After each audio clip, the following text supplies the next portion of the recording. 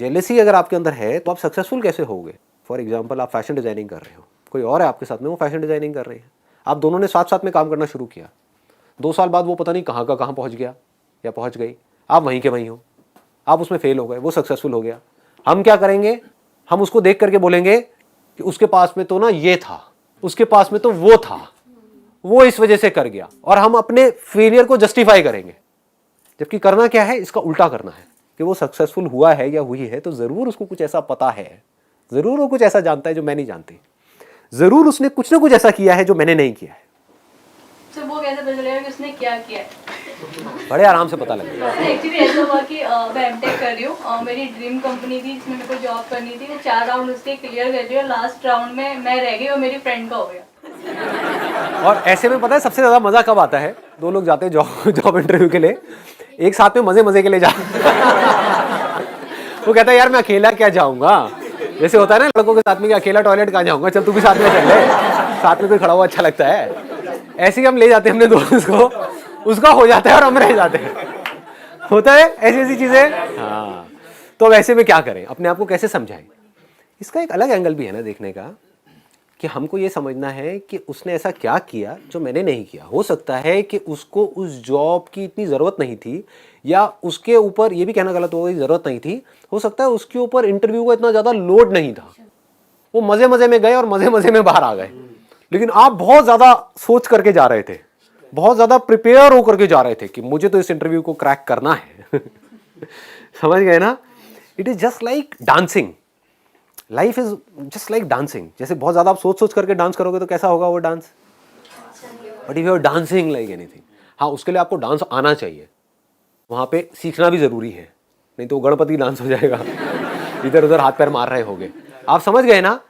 Education की अपनी एक लिमिट है, क्वालिफिकेशन की अपनी एक लिमिट है। डिग्री तो दोनों के हाथ में आ गई, लेकिन अगर उस डिग्री के बाद में आप बहुत सोच सोच करके इंटरव्यू दोगे तो आपके फेल होने के चांसेस बढ़ जाएंगे, क्योंकि अंदर से नॉलेज तो आप दोनों की सेम है। अब सिर्फ फर्क ये है कि कौन ज्यादा कंफर्टेबल है, कौन वहां पर ज्यादा कॉन्फिडेंट है। 4 राउंड क्लियर करने के बाद ऐसा हुआ इसलिए। I understand your feelings. बहुत बार हम उसको किस्मत से जोड़ के भी देखते हैं। हम किस्मत से जोड़ देते हैं, वही मैं आपको बताना चाह रहा हूं। हम क्या करते हैं, हम बार बार अपने फेलियर के एक्सक्यूजेस देते हैं कि मेरा ना इंटरव्यू में इसलिए क्लियर नहीं हुआ क्योंकि ना whatever there could be millions of reasons. लेकिन जब भी आप ऐसा कुछ कर रहे हो, इस बात को समझ लेना, आप अपने आप को नीचे गिरा रहे हो, ऊपर नहीं उठ रहे हो। इमीडिएटली एक्सेप्ट करो कि मैं फेल हो रही हूं, इस वजह से हो रही हूं। फॉर एग्जांपल, जब मैंने फोटोग्राफी शुरू करी तो लोग आकर के मेरा मजाक उड़ाते थे कि कौन है बेवकूफ सा फोटोग्राफर, और मेरे शूट को उठा करके लोग ऐसे फेंक देते थे। जब एजेंसीज में लेकर के आते थे ना, ऐसे किस बेवकूफ फोटोग्राफर से घर आके लाए हो।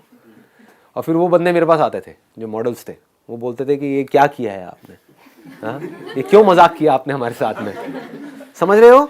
तो मेरे पास में 2 ऑप्शंस थे। एक तो ये कि मैं वहां पर बैठ करके अपने आप को जस्टिफाई करूं कि नहीं नहीं नहीं नहीं, वो जिन्होंने फेंका है ना उनको पता नहीं है, वो बेवकूफ है।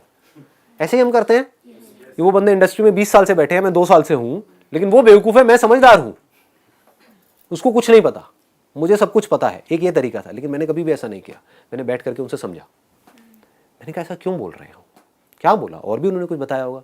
तो फिर वो बताते थे कि ये ना लाइटिंग सही नहीं है, ये ना कपड़े ठीक नहीं है, स्टाइलिंग ठीक नहीं है।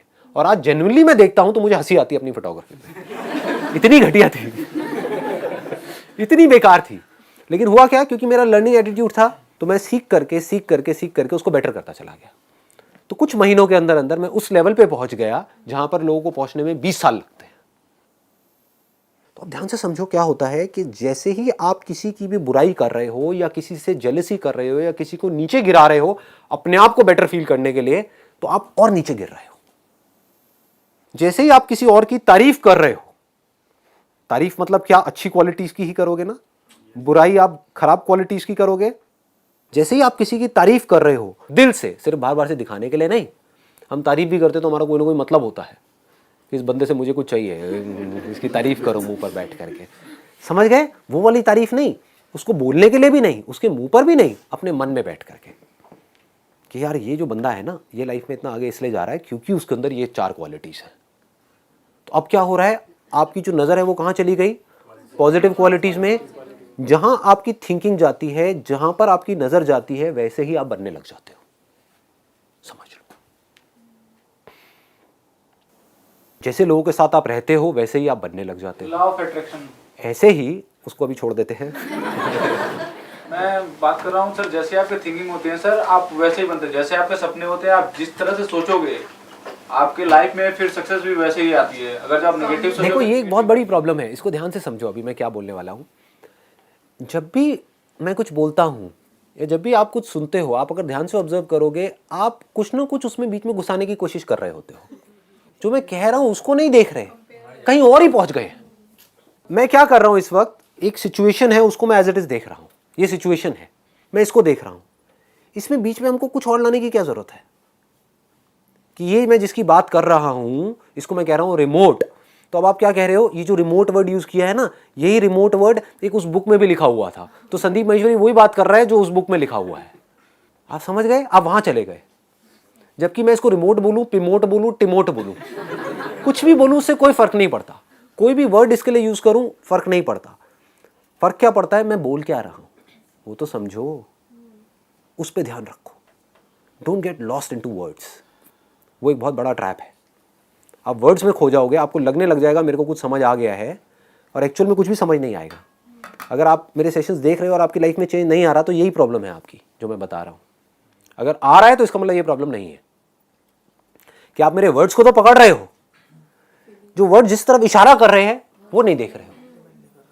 मैं बात कर रहा हूँ चांद की, कि वो देखो चांद है वहां पर, वो देखो चांद है, वो देखो चांद है। आप मेरी उंगली को पकड़ के बैठे हो, आप वर्ड को पकड़ के बैठे हो। कि संदीप महेश्वरी जिस तरीके से उंगली कर रहा है ना, उसमें एक अलग ही स्टाइल है। जो बंदा उंगली करता है कहता है चांद है, वाह क्या स्टाइल है।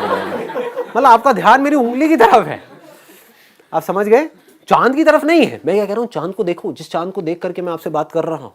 दूसरे लोग कहाँ उलझे हुए हैं, ये जो चांद वर्ड यूज कर रहे हैं, ये वर्ड ना उस बुक में भी यूज किया गया था, तो लगता है ये वही बात कर रहे हैं जो उस बुक में लिखी हुई है। उस बुक को उठा करके कचरे के डब्बे में डालो ना। Why do you need that book to understand जिसकी मैं बात कर रहा हूँ। अगर उस चांद को आपने देख लिया जिस चांद की मैं बात कर रहा हूँ, तो आप भी वैसे ही फील करोगे जैसा मैं फील कर रहा हूँ। सर लेकिन ये परमानेंट नहीं रहता ना, मतलब आज रहा कल रहा। हाँ, ये एक आदत है। अगर ये आदत बन गई तो ये हमेशा के लिए रहेगा। मतलब होता क्या है कि हमारी जो आदत है वो है वर्ड्स में उलझे रहने की। ध्यान से अपने माइंड को समझना। अगर मैं अभी कुछ देर के लिए यहाँ पे साइलेंस मेंटेन करूंगा तो आपको पता लगेगा माइंड में आप कुछ ना कुछ बोलते रहते हो। वो सब क्या है, वर्ड्स ही तो है ना। वर्ड्स का रियलिटी से क्या कनेक्शन है। वर्ड्स को सिर्फ हमको यूज करना है रियलिटी में कुछ करने के लिए। कि अगर मुझे पानी पीना है तो बोलने से कुछ नहीं होगा कि पानी पीना है, पानी पीना है, पानी पीना है। पानी पीना पड़ेगा बॉटल खोल करके। सिर्फ ये समझो कि मैं बोल क्या रहा हूं, मैं इशारा किस तरफ कर रहा हूं। कि जब भी आप किसी और की बुराई देखते हो तो आप खुद बुरे बन रहे हो। हम वही देखते हैं जो हम हैं। ये बात पकड़ में आ रही है? हाँ, अंदर से किसी के अंदर बहुत सारी कमियां होंगी तो उसको दूसरे के अंदर सिर्फ कमियां ही नजर आएगी। अंदर से कोई बहुत खुश होगा तो उसको दूसरों के अंदर की खुशी नजर आएगी। हर इंसान में अच्छाई भी है और बुराई भी है। हर सिचुएशन में कुछ अच्छा भी है, कुछ बुरा भी है। चॉइस हमारे हाथ में है कि हम क्या देखते हैं।